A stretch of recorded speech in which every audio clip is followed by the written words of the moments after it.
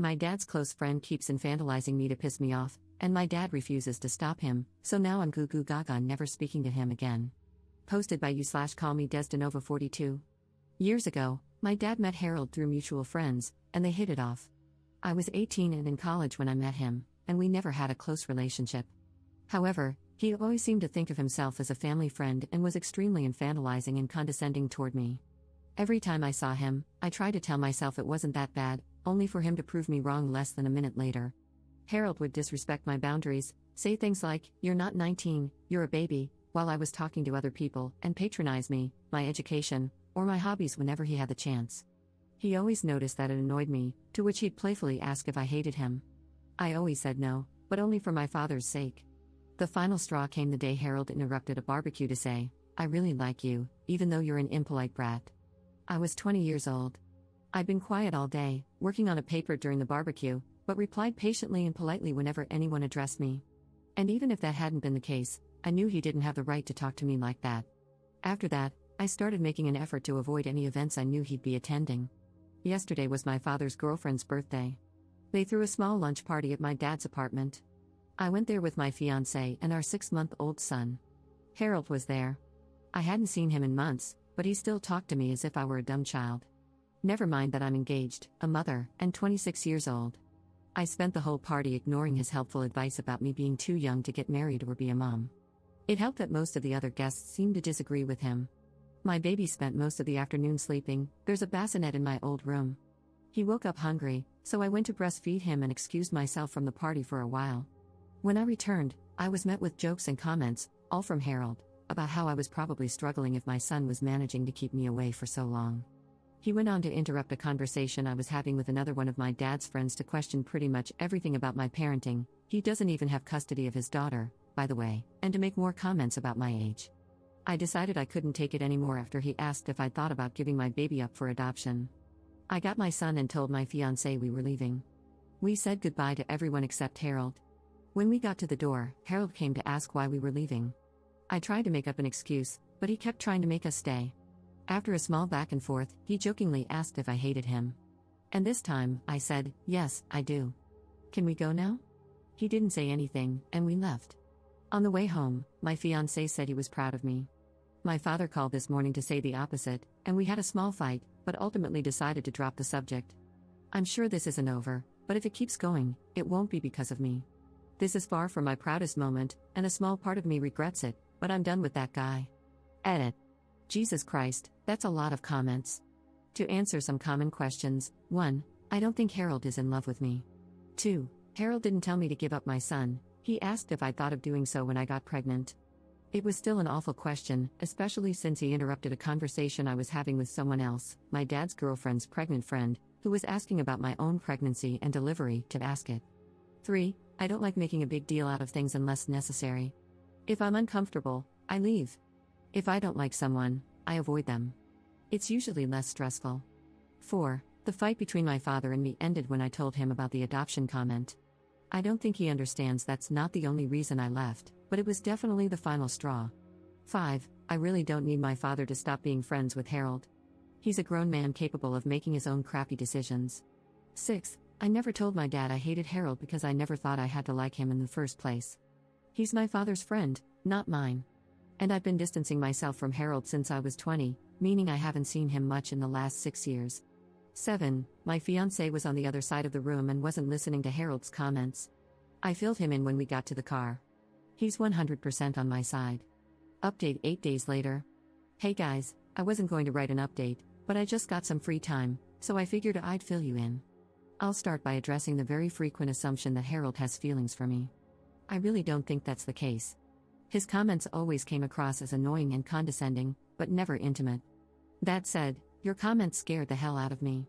And the fact that the general consensus was screw Harold was weirdly heartwarming.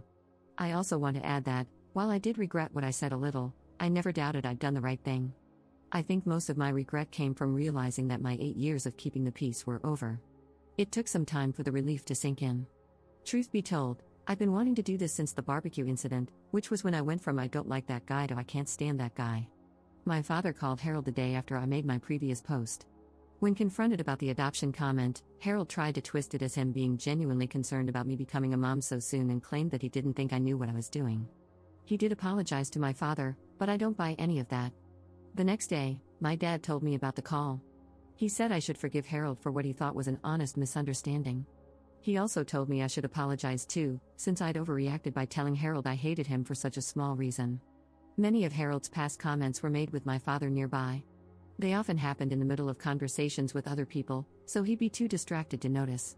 Even when he was present, he usually didn't register them. My dad doesn't pay enough attention to anything that doesn't either concern or anger him, and he'll likely forget it until something else upsets him later. He's like a roided-up goldfish. We also have different definitions of what's offensive, so he'd never think those comments were a big deal.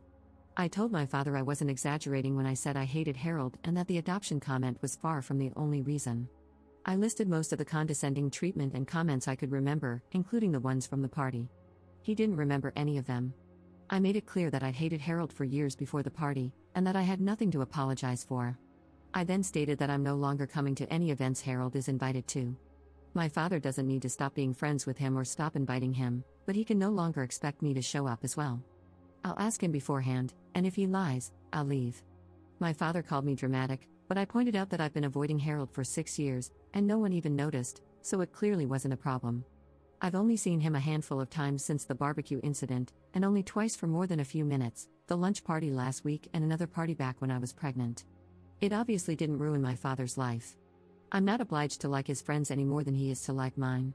There was some back and forth, but he agreed to my terms.